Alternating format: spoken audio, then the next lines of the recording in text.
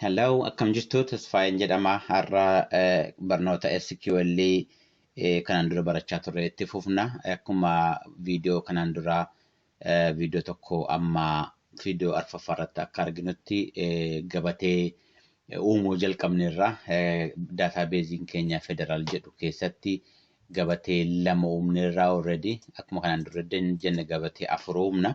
Har'a gabatoowwan dhiifama warra hafan irraawwanna gabatee arfan iyyuu yoo dandeenye yoo yeroo nu kenna jechuudha. Kanaan dura gabatee haala adda addaatiin akka uumnu argineera. Tokko asirraa rukunnee uumuu akka dandeenyu argineera. Garuu gara caalaa koodiidhaan akka uumnu irratti dubbanneerra viidiyoo darbee irra deebi'aa ilaala. Gabatee uumuudhaan durallee gabatee qopheessuu, gabatee walitti hidhuudhaaf immoo relational database waan jedhamu walii uumuudhaaf immoo gabatee haala adda addaatiin sirreessuu nurra ture. Sanallee sirreessineerra. Gabateewwan 6 akka qabnu isinitti agarsiiseera. So har'a gabatee kaleessa gabatee kanaa fi I think kana miti gabatee kana uumnee turre. Har'a gabatee kana uumna. Gabatee lafa jedhu lafti tilmaamadha. Bal'ina lafaa, lafa qonnaa jiru, lafa gammoojjii, lafa iddoo qonnaan hin danda'amne yookaan iddoo bajjii qotuudhaaf hin taane, lafa bosonaa, lafa fakkeenyaaf lafa magaalaa fa'aa jiru, deebiin immoo lafa waliigalaa jiru naannoo keessa jiru jechuudha. Kun kiiloomeetiriidhaan. So akkuma ilaaltanii kaleessa akka irratti haasaa turretti daataan kun gosni daataa kanaa lakkoofsa yoo ta'u malee gosa lakkoofsaa keessaa lakkoofsa desimaalii qabaachuu danda'udha. Yoo lakkoofsa namaa ta'e desimaalii hin qabaatu. Maaliif namni walakkaan hin jiru. Garuu safarri akka ho'inaa, akka qabbanaa, akka mindaa desimaal yookiin tuqaa waan qabaatuu fi lakkoofsa kanaa wajjiniin garaagara qaba. Kanaaf eeguu isa kana inti jennee yoo define gochuu dandeenye, isa kana garuu inti jennee define gochuu hin dandeenyu. Isa kanaaf desimaal SQL desimaal jedhama. Iddoo tokkotti immoo double jedhama. So asitti kana desimaal goonee define goonee daatabeezii keenya barreessina jechuudha. Egaan kan warra gararraa kana kan nuyi qabnu lafa lafa furnaannoo kanadha yookiin furtuu naannoo, kiiwoordii naannoo yookiin ID naannoo daataa kanaaf kana walitti hidhuudhaaf jedhamee as dhufee as akkuma kaleessa haasa'aa turre kun foreign key jedhama. Agguu bakka biraa iddoo biraatti primary key ta'ee gabatee biraa keessa dhufu foreign key jedhama. Isa kana primary key kan gabatee kana kuni foreign key ta'ee gabatee kana walitti hidhuudhaafidha. Agguu daataa dhiifama gabaasa gaafa uumnu akka daataa sirrii ta'ee akka baasnuuf jechuudha. Egaa har'a jalqaba kana uumna. Itti dabarree warra kaan uumna amma nu danda'ame amma yeroo nu kennetti. So amma garuma sana deemna. So koodii barreessina akkuma kaleessa dheengaddaa irra turre. Agguu gabatee uumnu wanti nu jalqaba jechuu qabnu maalidha? Create table. Gabateen agguu barreessinu create tabliin agguu barreessinu xinnaas guddaas ta'uu hin danda'a yookaan create table akkas jechuu dandeenya.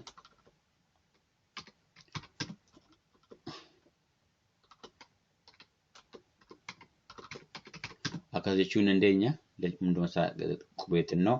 Achi booddee warra mata duree amma argine, warra furtuu fa'aa, warra lakkoofsa maal fa'aa gararraa warra argine mata duree gabatee sana kana keessa hunduma isaanii kana keessa galchuu qabna. Agguu galchinu tokko tokkoon maqaa isaanii barreessinee Okay, tokko furlafaa. Okay. Furlafaan kun akkuma jennee integerii ture lakkoofsa desimaalii hin qabaannedha. Akkuma jenne immoo primary key ture. Okay. Kana waan ta'eef immoo duwwaa ta'uu hin qabu. Okay, kanaaf not nil jenna. Achi booddee kana galchuu qabna gatii liistii goonuuf jechuudha. Gatii tarreessinuu fi sana galchuu qabna. Kan biraa akkuma sila argine furnaannoo kana maqaa biraas kennuufii dandeenya. Wanti guddaa wanta barbaachisu naannoo akkuma furnaannoo isaa gabatee naannoo keessa jiru intijera ta'uu qaba. Okay, sun dirqamadha. Kan biraa asitti kan define goone foreign key ta'uu isaati. Foreign key ta'e immoo kan inni reference godhu adda baasnee himuu qabna.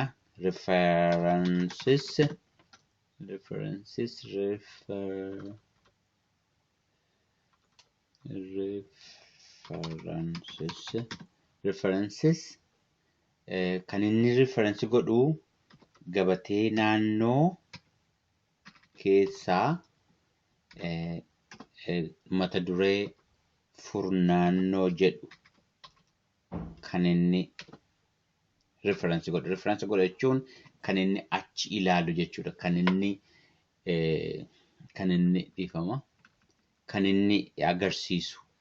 Kan inni agarsiisu gabatee naannoo keessa mata duree jiru ilaallataa jechuudha. Kana iddoo achi dhufee kana foreign key ta'ee jechaa jirra jechuudha. Okay, akkana jechuudha.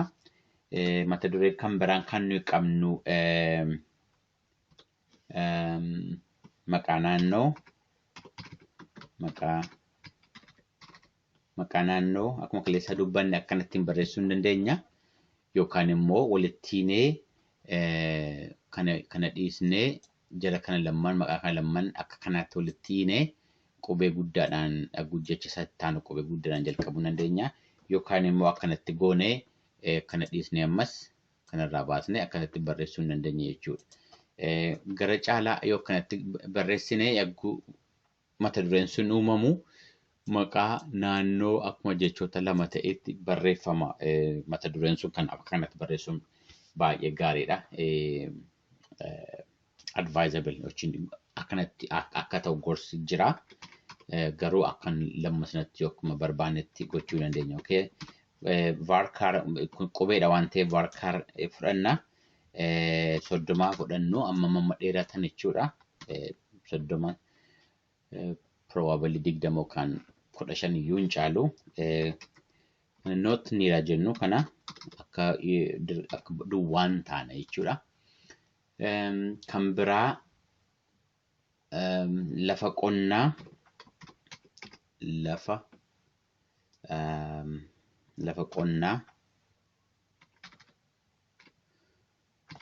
lafti qonnaa amma akkuma sin argine lafti qonnaa ammamtu jira kan jedhudha. Kuni lakkoofsadha. Lakkoofsa garuu lakkoofsa integerii miti lakkoofsa desimaalidha. Desimaal gochuu qabna. Desimaaliin keenya desimaal meeqa ta'a sana tokko kan baruu qabnu. Yoo mana miliyoonaa ta'ee miliyoonni dijitii meeqa qaba? Miliyoonni dijitii 7 qaba. 1 2 3 7 qaba. Miliyoonni tokko kumni tokko immoo 4 qaba. Yoo lakkoofsi keenya amma miliyoonaatti deema ta'ee, okay, kana sirriitti ilaaluu qabdu. Yoo lakkoofsi keenya amma miliyoonaatti deema ta'ee fi sana booddee immoo yoo dijitii lamallee akka hin agarsiisnu hin qabna ta'ee amma dijitii lamaatti akka istoor goona yookiin kuusna yoo ta'e desimaaliin keenya define goonu maal goona? Kun 7dha, kun 2dha, 9 kaa'uu qabna. Achi immoo 2 kaa'uu qabna. Akka jechuun jechuudha waliigala dijitii 9 store goona dijitiin inni tuqaa booddeetti argamu immoo dijitii lamadha jechuudha. Kana gaa akka murteessinu daataa keenya sirriitti baruu qabna jechuudha. Daataa isa guddaan isaa meeqa ta'a? Inni xinnaan isaa meeqa ta'a? Xinnaan baay'ee rakkisaa miti asitti guddaadha. As keessa akkuma arginu 20,000 qabna. Guddaa 25,000 mana kumaati kan inni jiru. Kunillee mana kumaati. Yoo 1 2 3 4 5 tuqaa booddee moo 2 yoo itti daballee meeqa ta'a? 7 ta'a jechuudha. So maximumii kana fudhannee define goona. As keessatti 7 kan hin qabnu mana kumaa waan ta'eef daataa keenya beekuu qabna kana ta'uudhaaf garuu yoo mindaa ta'e amma mindaan sun guddaan amma akka ta'e hin beekna. Yoo waan daataa keenya beekuu qabna kana murteessuudhaaf jechuudha. Ta'uudhaa baannaan booddee eeguu gashi barbaannu nuun galchu. Kanaaf maal jennu iddoon hin jiru nuun jedha. Okay? Amma kanaafi maal goona?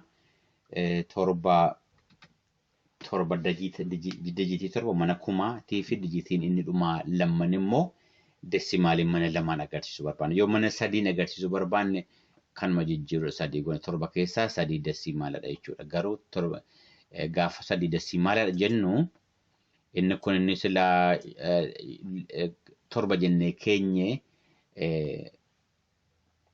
lakkoofsi nuyi desimalan booddee jiru 5 sun hin xinnaata jechuudha. Kanaaf sana faallee yaaduu qabna.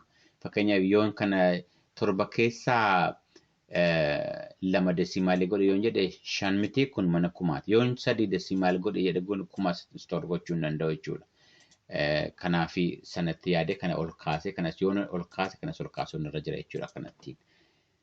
Sana beekuun irra jira. Kan ittaanu lafa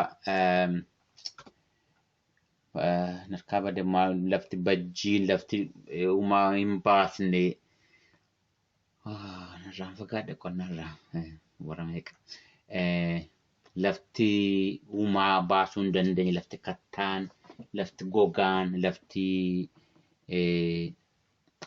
onkee jedhamuu danda'a bajjis jedhamuu danda'a lafti uumaa tokko hin baasne narkaaba de maqaan kan biraa jiru ture probably yaadatu taa'inaa barreessa. Anyway, lafa onkeen jedha. Lafa onkee jiru innis desimaal dhiifama desimaaladha.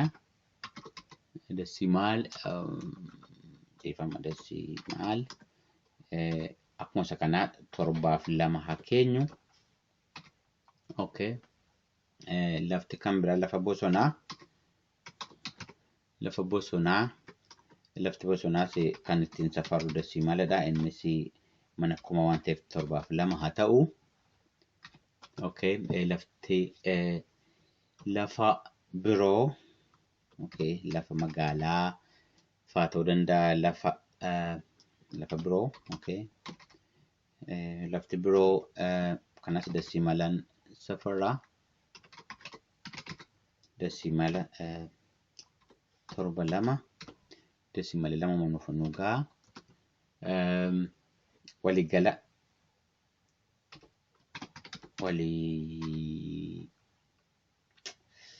waligala okay waligala waligalee kanatti barreeffamu I think akkanatti yoo barreessine gaarii fakkaata normally waligala let me try waligala fudhachuu dhiisuu danda'a desimala 7 2 ammas okay 7 2 ta'ee kanatti fakkaata so gatii isa dhumaa ta'eef asitti koomaa kan biraan nu barbaachisu garuu dhumarratti semikolonii kan barbaachisa baay'ee importanti semikolonii kaa'uun asitti maaltu naan jechaa jira wanti baafee tokkotu jira kun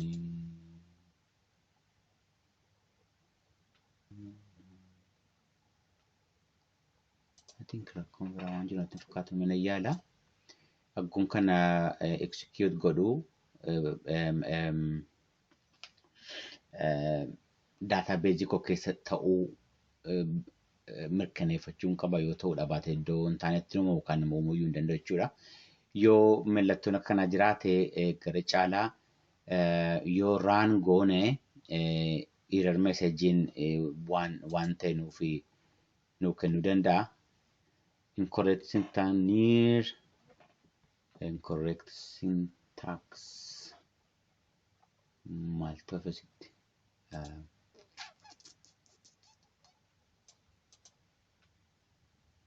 dhiifama. That's a problem. Maaltu ta'e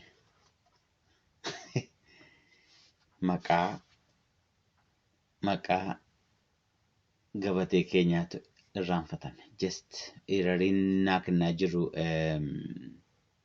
sirrii miti guutuu mititu kana rakkoon SQL tokko ituu errorii guutuu naa kenneeti maqaan gabatee hin jiru ituu naan jedhee baay'ee salphaa ture. So maqaan gabatee tu'aafee kanaa fi rakkoote maqaan gabatee keenya lafa. Maqaan gabatee keenya lafadha. Waa'ee lafaati waan ta'eef. Kanatu rakkoo ta'e asitti wanti naa kennaa jiru rakkootu jira naan jedha malee rakkoon isaa kana naan jenne. So rakkoon ituu erroriin akkanatti waan gaarii ta'u nuu kenne baay'ee gaariidha. So kanadha deemsisa amma rakkoon hin jiru jedha ta'eera gabateen lafa jedhu as keessatti uumamuutu irra jira. Akkuma kanaan dura gochaa turre yoo refresh goone malee hin arginu. Kanaaf refresh yookaan kanarra rukutu yookaan immoo database keenya irra rukunnee kanarra refresh gochuu dandeenya. Inni kun hunduma sagatti yoo refresh godhe inni kun immoo database keenya duwwaa refresh godha. So isatti effective akka jennu database'n gabateen keenya lafti uumameera jechuudha. Okay. Kun kan amma akka kanattiin wanti nu uumne maalidha? Database kana keessatti gabatee lafa jedhu uumne jechuudha. Wanta hafe maa'inni jara kana galchuutu ganaadha. Ammaaf hin galchine. Amma foormiidhuma isaa duwwaa jechuudha. Akka danda'amu foormiidhuma isaa duwwaa guunnee jechuudha. Yooni database sana gabatee sana select top 1000 rows jedhee umtu keessan jiru yoon jedhee wanti na agarsiisu foormichuma duwwaadha malee wanti keessa kaa'ame wanti keessa buusne humtuu hin jiru jechuudha. Okay. Gaafa data itti galchinu warra nu galchine sun yoo amma kumaatti qabaanne amma kumaa as nu baase asitti listi nu godha nu tarreessa jechuudha. So akka kanaan gabatee lafa jedhu uummanneerra gabatee ittaanutti itti deemna. Amma sa'aatiin xinnoon duraa tokkorra viidiyoo kan biraatiin walitti deebina. Galatooma ulfaadhaa. Yoo yaadaa fi gaaffii qabaattan viidiyoo kana jalatti naaf barreessaa. Amma hin danda'amne deebisuun yaala. Yoo viidiyoo dhufuutti hordofuu barbaaddan yoo subscribe goone ta'e yookaan follow goone ta'e godhaa akka viidiyoo warrattan akka argattaniif. Ulfaadhaa guyyaa gaarii halkan gaarii nagaatti.